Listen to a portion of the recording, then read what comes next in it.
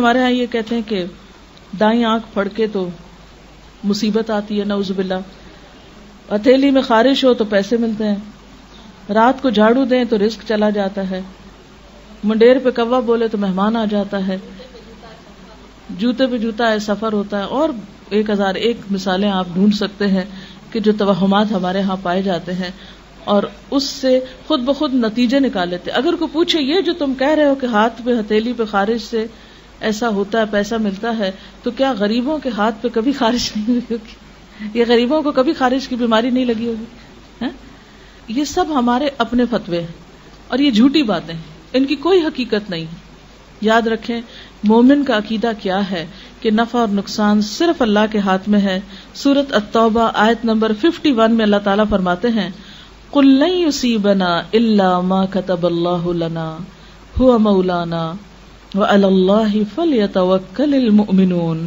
آپ کہہ دیجئے ہمیں ہرگز کوئی برائی یا بھلائی نہیں پہنچتی مگر وہ جو اللہ نے ہمارے لیے لکھ دی.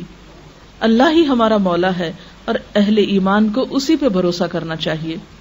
اور جہاں تک اس بات کا تعلق ہے نا کہ یہ جو انسان کو ڈر ہوتا ہے کہ کوئی مصیبت نہ آ جائے یا کوئی تکلیف نہ آ جائے، تو اس سے بچنے کے لیے حفاظت کی دعائیں موجود ہیں جو صرف سفر کے مہینے میں نہیں سارا سال پڑھنی چاہیے. صبح و شام کی دعائیں جو ہیں، مسنون اذکار جو ہیں، جس میں اگر باقی دعائیں نہ بھی آتی ہوں تو آیت الکرسی چاروں کل صبح و شام پڑھ کے اپنے پر بچوں پہ دم کر دیں، انشاءاللہ بہت سی حفاظت کے لیے کافی. اسی طرح سورۃ البقرہ کی آخری آیتیں آمن الرسول سے آپ صلی اللہ علیہ وسلم نے فرمایا جو شخص شام کے وقت ان کو پڑھ لیتا ہے وہ رات بھر کے لیے اس کو کافی ہو جاتی، کوئی بلا ولا نہیں اترے گی، کوئی مصیبت. اور یہ جو آخری آیتیں ہیں یہ اتنی خوبصورت آیتیں ہیں کہ آپ صلی اللہ علیہ وسلم نے ایک دفعہ فرمایا کہ آج آسمان کا ایک دروازہ ایسا کھلا ہے کہ جس سے پہلے کبھی نہ کھلا تھا، ایک فرشتہ ایسا اترا ہے جس سے پہلے کبھی نہ اترا تھا، اور وہ ایسی آیتیں لے کر آیا ہے جو آج سے پہلے کسی نبی کو نہیں ملی. اور وہ اللہ تعالیٰ نے زمین و آسمان کی تخلیق سے بھی 2000 سال پہلے لکھی تھی یہ آیتیں. آمن الرسول سے آخر تک عرش کے خاص خزانے سے یہ آیتیں ملی ہیں ہم کو، ہم سے پہلے کسی امت کو نہیں ملی.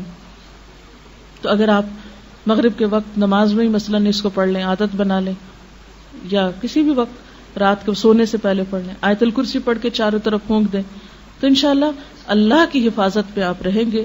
ورنہ کسی اور کے بس میں حفاظت نہیں ہے کسی کی. جو توہمات ہیں ان سے خود کو نکالیں، کیونکہ ان کا سب سے بڑا نقصان یہ ہے کہ انسان کام سے رک جاتا ہے، انسان کے ارادے متزلزل ہو جاتے ہیں، انسان کے اندر سے ڈٹرمنیشن ختم ہو جاتی، یقین اور ول پاور کم ہو جاتی.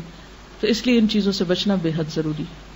تو اللہ تعالیٰ سے دعا ہے کہ اللہ تعالیٰ ہمیں ہر طرح کے توہمات، بدشگونیوں اور ایسے گمان سے بچائے اور شرک سے بچائے کہ جو انسان کے اعمال کی بربادی کا ذریعہ ہوں. وآخر دعوانا ان الحمد للہ رب العالمین.